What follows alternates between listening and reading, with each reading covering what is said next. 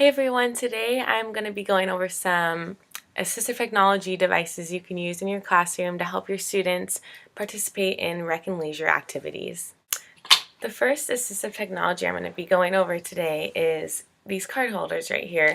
I have two of them, a blue and a green one, and these help your students to participate in card games or any kind of game that involves cards more independently. These are typically for students who have trouble with fine motor skills. So I'm going to show you how this works. So down here we have our card holder, our deck of cards, and I'm going to open these up, pull out a few cards, and typically we hold our cards like this. And this is a difficult skill for many students. So instead of holding it like this, which is sometimes quite hard, you can place them in this card holder, and it makes it a lot easier.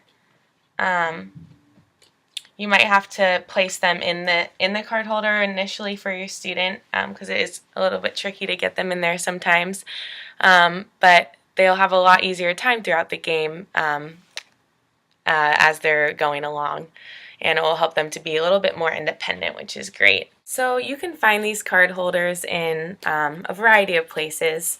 I even looked on Amazon and I found some. They mostly range from about $8 to $15. So you can find them for cheap, anywhere. Instead of actually buying the card holders, you can also make them, which is a very cheap way to do it, just using a pool noodle, which I'll show you in just a sec.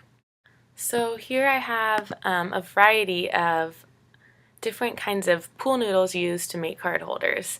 As you can see here in this image, all they did was you can either cut the pool noodle into a half or a third, depending on how long it is, and then you cut a slit in the top of the pool noodle with a knife, and then you can just place the cards in the pool noodle and they stay really nice and easily. Here's another picture, let's see down here, of someone playing Uno. You can see the slit in the top. It's a very easy, simple way to make a card holder without having to purchase it. And here is another way. They use just a little end of the pool noodle and they cut a slit in the top, and it holds just almost like a regular way that you hold the cards in your hand. And you can see over here they're using a knife to cut into the pool noodle. So very simple, very easy. So the next AT device I'm going to be showing you is a device you can use outside of the classroom for your students who have physical disabilities. And this device is simply a ramp that you can attach to the wheelchair that they're in. And so I'll show you a picture and explain more in just a sec. Assistive ramp. And I'm going to get a lot of information on it. I want to show you a picture of what this looks like. So here's a picture. Let's see, that's kind of small. You can see the ramp in the picture.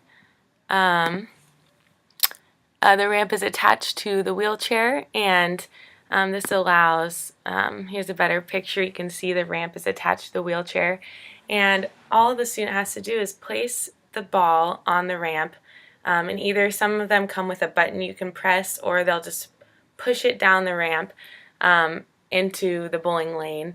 And it's great because they can still participate, and all they need to do is have someone direct the ramp where they want it to go.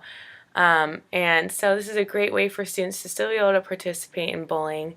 The downside is a lot of these ramps are fairly expensive, usually ranging from like $90 to $150, so they can be pretty pricey.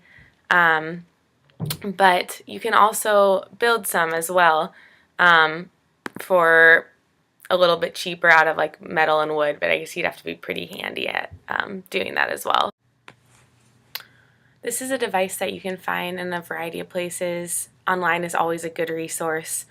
I'm sure they even have it on Amazon. I find everything on Amazon, so except it is very pricey. So this is something that I don't think as you as a classroom teacher would purchase, but you could always suggest it to parents of these students. So I really hope you enjoyed my video today and that you learned something new about assistive technology for leisure and rec activities.